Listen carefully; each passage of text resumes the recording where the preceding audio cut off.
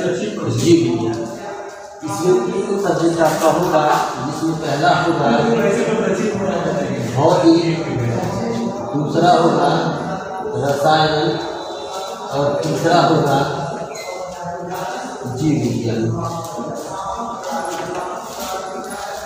जिसमें से हमारा सब्जेक्ट होगा जीव विज्ञान का। ये तो सब्जेक्ट यानी अगर कोई भी पढ़ा सकता है।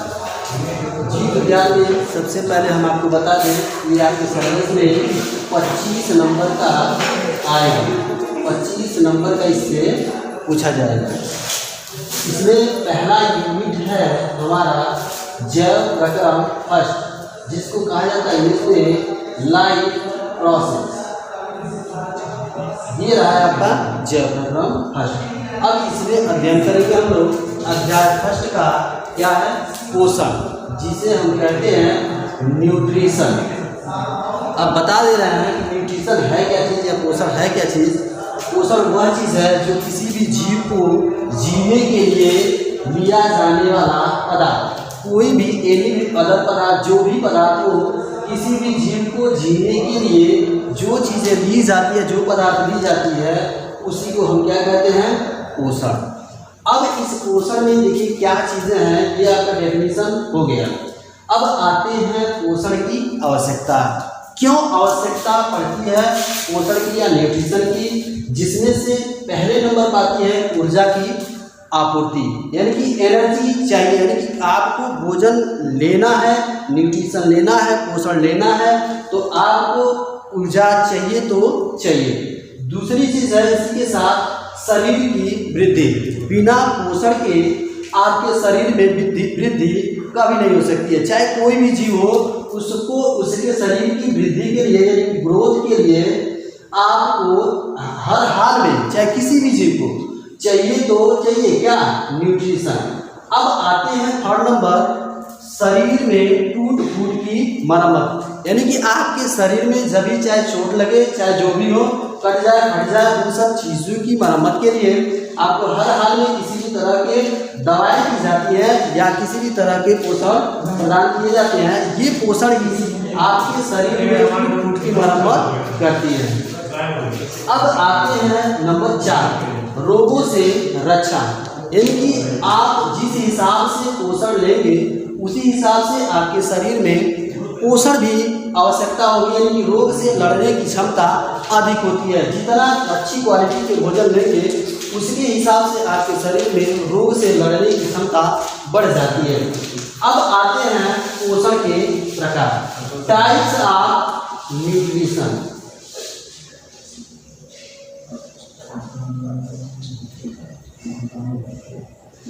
पोषण के प्रकार, पोषण के प्रकार में ये मेनली 2 तरह के होते हैं, लेकिन इन दोनों में भी कई तरह के हैं। अब आते हैं इसमें क्या है, पहला आपका होता है स्वपोषी पोषण और दूसरा होता है सेकंड नंबर पर परपोषी पोषण।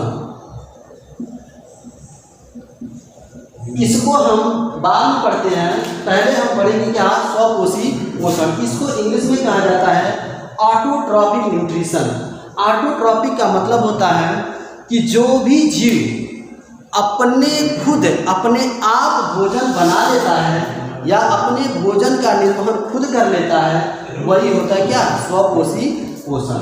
स्वपोषी पोषण में 2 तरह के जीव होते हैं, यानी कि ये अक्सर ये एबिलिटी या ऐसी योग्यता किसमें पाई जाती है, पेड़ पौधों में या जीवाणु में।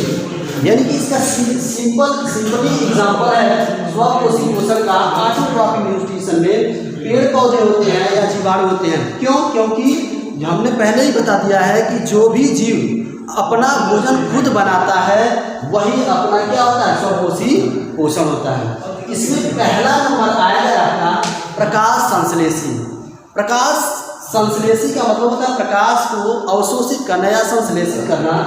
ये प्रकाश संश्लेषी वो चीज़, वो है व्यवस्था है या वो प्रोसेस है जिसमें कोई भी जीव या मोस्टली पेड़ पौधे, जो भी पेड़ पौधे या बैक्टीरिया अपना भोजन स्वयं बना लेते हैं, उन्हें प्रकाश संश्लेषी या प्रकाश की उपस्थिति में जो भी जीव अपना भोजन बनाएंगे वो प्रकाश संश्लेषी जीव कहलाएंगे। अब आते हैं नंबर सेकंड। इस नंबर सेकंड में आता है रसायन संश्लेषी। अब रसायन संश्लेषी में बहुत लोग कंफ्यूज होते हैं। इसमें सबसे ज्यादा आते हैं जीवाणु। ये जीवाणु होते हैं बैक्टीरिया, ये बैक्टीरिया ही रसायन का संश्लेषण करती हैं। वो कैसे? जैसे आप देखे होंगे अरहर के पौधे की जो जड़ होती है उस जड़ में छोटे छोटे गांठ होती हैं, उस गांठ में राइजोबियम जीवाणु होते हैं। राइजोबियम जीवाणु होते हैं वो मिट्टी में उपस्थित जो बाहर के नाइट्रोजन है उसको अपने अंदर अवशोषित करके उस राइजोबियम की गांठ में या उस अरहर की गांठ में इकट्ठा कर लेते हैं और वो गांठ जब बाद में सड़ जाते हैं या गल जाते हैं उस चीज़ का वही बैक्टीरिया क्या करते हैं, किसी दूसरे को प्रोवाइड कर देते हैं। इसलिए रसायन संश्लेषी होते हैं। अब आते हैं पौधों में पोषण। पौधों में पोषण मोस्टली प्रकाश संश्लेषण प्रक्रिया के द्वारा होता है। प्रकाश संश्लेषण प्रक्रिया, प्रकाश संश्लेषण की प्रक्रिया के द्वारा होता है। अब इस प्रकाश संश्लेषण की प्रक्रिया में क्या होता है, जो भी पौधे वायुमंडल से CO2 और मिट्टी से जल ले करके सूर्य की उपस्थिति में और पत्ते में जो पौधा होता है उसकी उपस्थिति में वो ग्लूकोज और जल की कुछ मात्रा बनाते हैं और ऑक्सीजन जो होता है वायुमंडल में फिर चली जाती है। यानी कि 6CO2 + 12H2O यानी कि जो कार्बन डाइऑक्साइड होता है वो हमारे वायुमंडल से पौधे लेते हैं और जो H2O है यानी कि वाटर जो होता है वो पौधे जड़ की सहायता से अपने को अवशोषित करते हैं और फिर ये प्रक्रिया होती है कब, सूर्य की उपस्थिति में। और ये प्रक्रिया कब होती है, किन पौधे में होती है, जिन पौधे में हरे पदार्थ होते हैं। हरे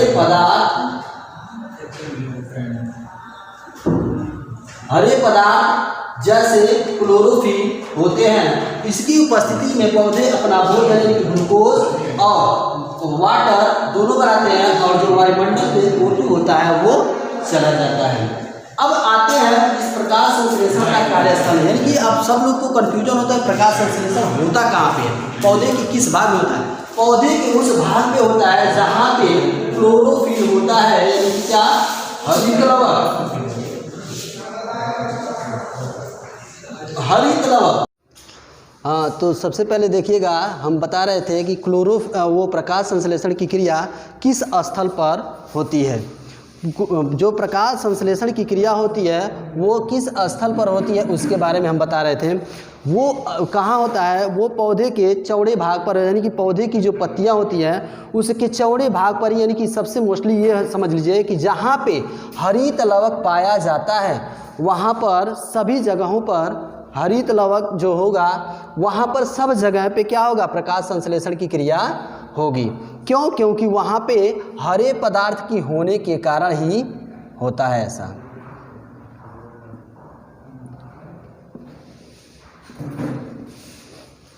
अब आते हैं कि किस स्थल पर होता है प्रकाश संश्लेषण। ये जिस स्थल पर होता है वो पौधे के पत्ती के चौड़े भाग पर होता है। अब इस पौधे के चौड़े भाग के बारे में हम बताते हैं क्या चीज़ है। ये है आपके सामने एक पत्ती और एक टहनी से जुड़ी हुई है।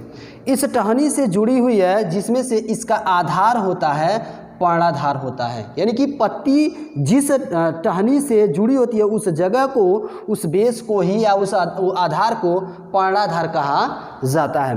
अब पत्ती का जो चौड़ा भाग है ये, और इस चौड़े भाग के और इस टहनी यानी कि जो डंठल है, इस डंठल के बीच में एक पतला और भी वो स्ट्रक्चर दिखाई दे रहा है। इस स्ट्रक्चर को ही हम क्या बोलते हैं, पर्णवृंत बोला जाता है। इस पर्णवृंत के बाद अब आते हैं क्या कि ये सिराएं, क्या चीज़ है सिराएं, यानी कि आप देखिएगा किसी भी पत्ती में उसके बीचों बीच से एक लाइन गुजरती है, या इस तरह के स्ट्रक्चर्स आपके सामने दिखाई देते हैं, इस स्ट्रक्चर को ही हम क्या बोलते हैं, शिराएँ। और इस शिराएँ के बाद आते हैं, अब आते क्या चीज़ इसका, ये इसके पौधे के पत्ती का जो चौड़ा भाग होता है, इस पूरे भाग को ही क्या बोला जाता है, पर्णफलक। ये पर्णफलक होता है। इस पर्णफलक में, इस पर्णफलक पर आपको देखिएगा इसी के बीच में सारी की सारी हरित लवक उपस्थित होते हैं। और ये हरित लवक किस में उपस्थित होते हैं, मीजोफिल सेल्स यानी कि पर्णमध्योतक कोशिका में। इस तरह से ये सारी की सारी उपस्थिति होती है। इस तरह से इन पौधों में प्रकाश संश्लेषण की क्रियाएं होती हैं। पत्ती के हमने बाह्य स्ट्रक्चर के बारे में तो आपको बता दिया था। इस पत्ती के बाह्य स्ट्रक्चर के बारे में बताया था, तो उसके जिसमें जो भी प्रक्रियाएं प्रकाश संश्लेषण कहाँ होती थी, कैसे होती थी, क्या होती थी, वो हमने बता दिया। अब आते हैं पत्ती की आंतरिक संरचना पर। पत्ती की आंतरिक संरचना में निम्न भाग होते हैं। निम्न भाग क्या है, ये पहला होता है इसमें बाह्य त्वचा। पत्ती में जो पहला है वो क्या है, बाह्य त्वचा, यानी कि जो बाहरी त्वचा होती है उसी को बाह्य त्वचा कहते हैं, यानी जिसको एपिडर्मिस कहा जाता है। इस बाह्य त्वचा में भी दो भाग होते हैं, एक होता है ऊपरी बाह्य त्वचा, एक होता है निचली बाह्य त्वचा। ऊपरी बाह्य त्वचा पर रंध्र नहीं होते हैं, जिसे कहा जाता है छिद्र। इसी छिद्र की सहायता से प्रकाश अवशोषित होता है, यानी कि प्रकाश को संश्लेषित करते हैं। यानी कि प्रकाश जो भी हो किसी भी पौधे में इंटर करने का कार्य इसी छिद्र के रास्ते होता है, जिसको कहा जाता है स्टोमेटा। अब आते हैं निचली सतह, यानी कि लेकिन ये देखिए जो ऊपरी सतह होता है उस पर रंध्र की मात्रा बहुत कम होती है या रेयर केस में होती है। अब आते हैं निचली सतह की, यानी कि निचली बाह्य सतह। यानी कि इस निचली बाह्य त्वचा में क्या होता है, स्टोमेटा की संख्या अधिकतर होती है।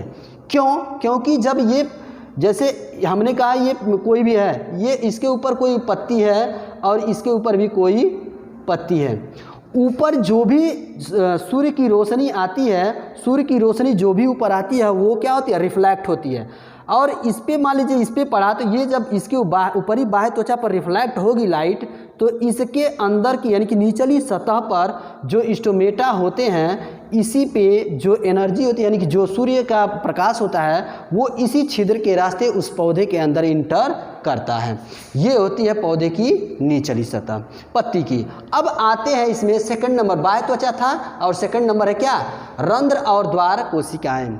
रंध्र को इंग्लिश में स्टोमेटा, द्वार को कहा जाता है गॉड सेल्स।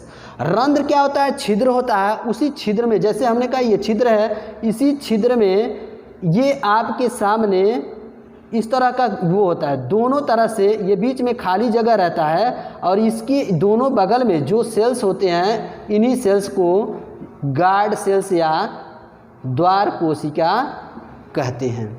ठीक, अब ये देखिए रंध्र और द्वार कोशिका का काम क्या है। रंध्र में, ये रंध्र को छिद्र बोला जाता है, द्वार कोशिका को गॉड सेल्स कहा जाता है। ये द्वार कोशिका इस रंध्र की रक्षा करता है, यानी कि जो अनवांटेड चीज़ें होती है या जब प्रकाश में या अंधकार में जिस कंडीशन में ये रहते हैं उनको बंद करने और खोलने का काम यही करते हैं। ठीक, अब आते हैं थर्ड नंबर होता है, जैसे एक नंबर क्या था, बाह्य त्वचा, दूसरा हो गया क्या, रंध्र और स्टोमेटा, तीसरा नंबर हो गया आपका हरित लवक।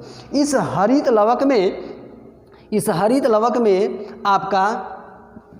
लवक में क्लोरोफिल होता है। इस क्लोरोफिल की उपस्थिति के कारण ही कोई भी पौधा इसी कारण से प्रकाश संश्लेषण की क्रिया करता है। अब ये हो गया आपका स्ट्रक्चर। अब इसके बाद आते हैं प्रकाश संश्लेषण की क्रिया विधि पर। ये सबसे इम्पोर्टेंट है, ये एग्जाम में पूछा भी जाता है। ठीक, प्रकाश संश्लेषण की क्रिया विधि में दो तरह की क्रिया विधि है इसकी। पहला होता है, यानी कि ये दो चरणों में पूरा होता है, ये बता रहे हैं। ये दो चरणों का मतलब हो गया कि प्रकाश संश्लेषण दो अवस्था में होता है। एक होता है प्रकाश की उपस्थिति में, दूसरा होता है अंधकार में। यानी कि प्रकाश की उपस्थिति में जो भी प्रकाश संश्लेषण की क्रिया जो भी प्रकाश की उपस्थिति में होगा उसको प्रकाशिक अभिक्रिया या हिल अभिक्रिया कहते हैं। हिल अभिक्रिया क्यों कहा जाता है? इस हिल अभिक्रिया में रॉबर्ट हिल नामक वैज्ञानिक ने ही इस अभिक्रिया की खोज की थी, यानी कि ऐसे प्रोसेस की खोज की थी। इसी कारण से इसको रॉबर्ट हिल या हिल अभिक्रिया या प्रकाशिक अभिक्रिया कहते हैं। ये अक्सर होता है, जो पौधे होते हैं पौधे की पत्ती के ग्रैना भाग में होता है। ये प्रक्रिया ग्रैना के भाग में होता है, यानी कि पौधे के पत्ती में दो भाग होते हैं, कि स्ट्रोमा होता है, एक ग्रैना होता है। ये अंधकार में होता है इसलिए ये ग्रैना भाग होता है, ये प्रकाश में होता है इसलिए ये ग्रैना भाग में होता है। और ये अब दूसरी बात आते हैं नंबर 2, अप्रकाशिक अभिक्रिया या इसको केल्विन चक्र भी कहा जाता है। अप्रकाशिक अभिक्रिया या केल्विन चक्र जो होता है, ये क्यों इसको केल्विन चक्र कहा जाता है, या इससे पहले हम बता दें कि अप्रकाशिक अभिक्रिया क्या है। अप्रकाशिक अभिक्रिया वह अभिक्रिया है जिसमें प्रकाश की अनुपस्थिति अनिवार्य होती है। यानी कि किसी भी पौधे को, कुछ पौधे ऐसे होते हैं जो आप अपने घर में, कमरे में या किसी भी हॉल में कहीं पर भी रख करके उसको उगाया जाता है, उसको अप्रकाशिक अभिक्रिया कहा जाता है। यानी कि इसमें प्रकाश की उपस्थिति अनिवार्य नहीं होती है, या होती ही नहीं, या प्रकाश की उपस्थिति होती ही नहीं है। ऐसी अभिक्रिया को प्रकाशिक अभिक्रिया या केल्विन चक्र कहा जाता है। केल्विन चक्र क्यों कहा जाता है? क्योंकि ब्लैकमैन नामक वैज्ञानिक ने इसकी खोज की थी, इसलिए इसको केल्विन चक्र कहा जाता है। और यह पौधे के पत्ती के स्ट्रोमा भाग में होता है।